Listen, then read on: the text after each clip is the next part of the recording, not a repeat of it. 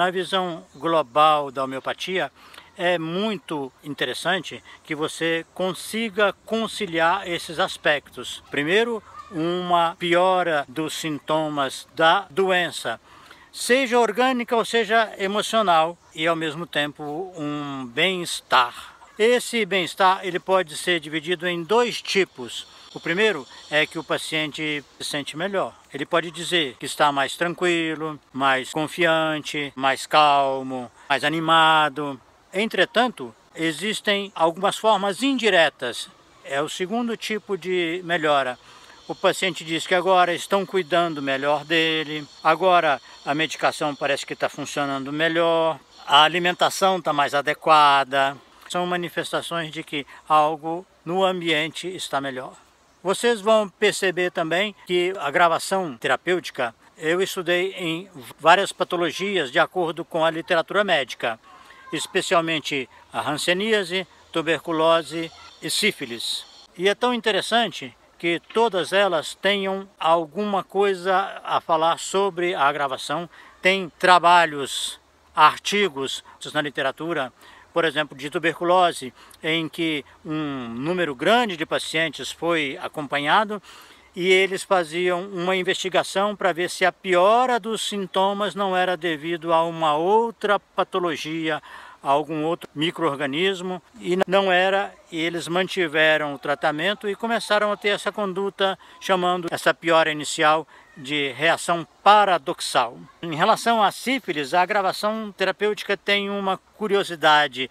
O fato de a penicilina atuar até mesmo em dose única, no caso da penicilina benzatina, e ter uma eficácia tremenda na patologia, mas a reação de Jarisch-Hexheimer, conhecida e foi descrita por volta de 1900, ela pode ter implicações graves, especialmente em doentes com a sífilis terciária num tipo já intensificado ou em gestantes, que pode ocasionar aborto ou natimorto. Isso é uma questão muito delicada relacionada com a gravação, que inclusive certos autores recomendam que se tenha bastante prudência ao tratar, por exemplo, um paciente em estado de depressão grave, porque à medida em que ele melhora, pode fortalecer e libertá-lo do suicídio. Vocês vejam bem que a intensidade da agravação não é assim uma questão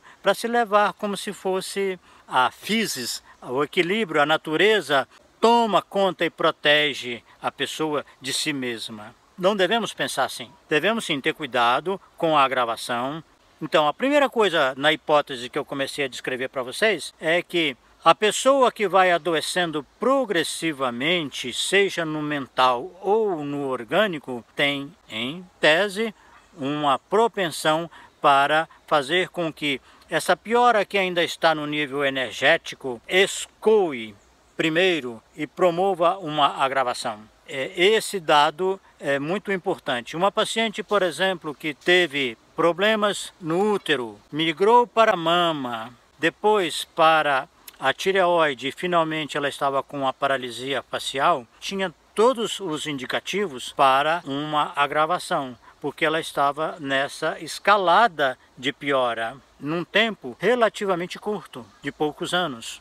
No quadro mental, a mesma coisa é preciso analisar. Outro critério que é o seguinte: doenças cíclicas que se repetem com uma certa regularidade, seja epilepsia, enxaqueca, amidalite, pneumonia de repetição, e essas crises que acontecem num determinado intervalo, se esse intervalo diminui ou se a crise fica mais intensa, é sinal que está havendo uma agravação natural da enfermidade.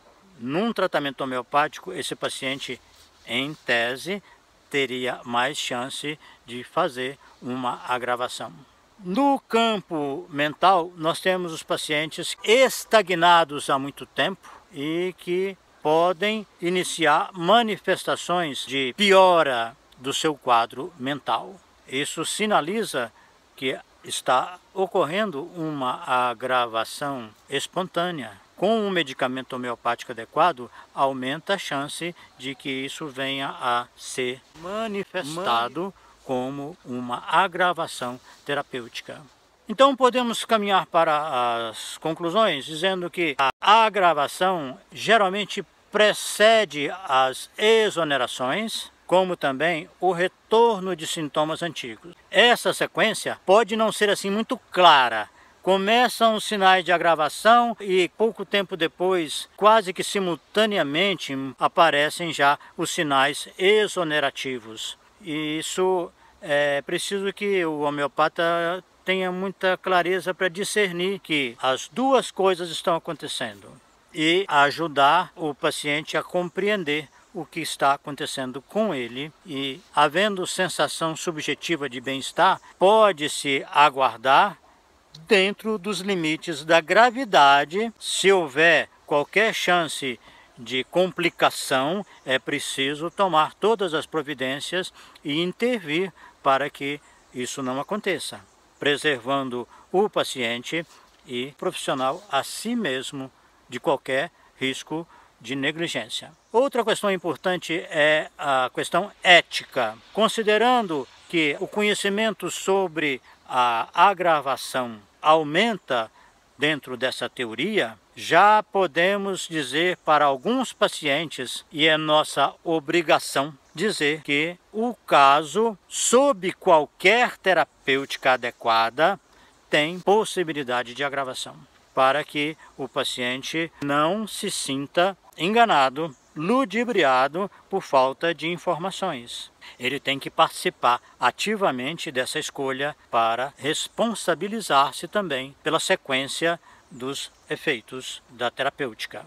Finalmente, podemos fazer uma associação com os tipos prognósticos que nós abordamos, que foi a minha tese de doutorado, dizendo que o paciente com maior tendência a apresentar agravação é o paciente do tipo progressivo, que a vida dele tende a situações que vão piorando ao longo do tempo. Esse paciente, caso seja medicado de uma forma adequada, tem uma chance maior. Mas o estagnado, que mantém-se no mesmo quadro há mais tempo, há vários anos, às vezes décadas, também existe uma possibilidade menor que ele tenha acumulado material que, uma vez recebido o medicamento homeopático adequado, vai ser exonerado na forma de uma agravação.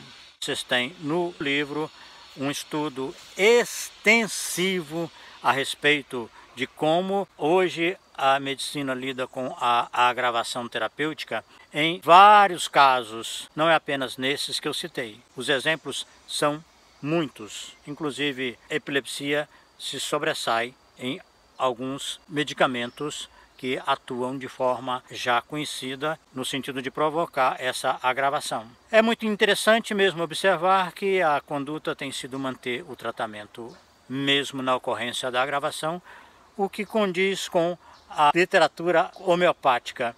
Muito obrigado, até breve, um abraço.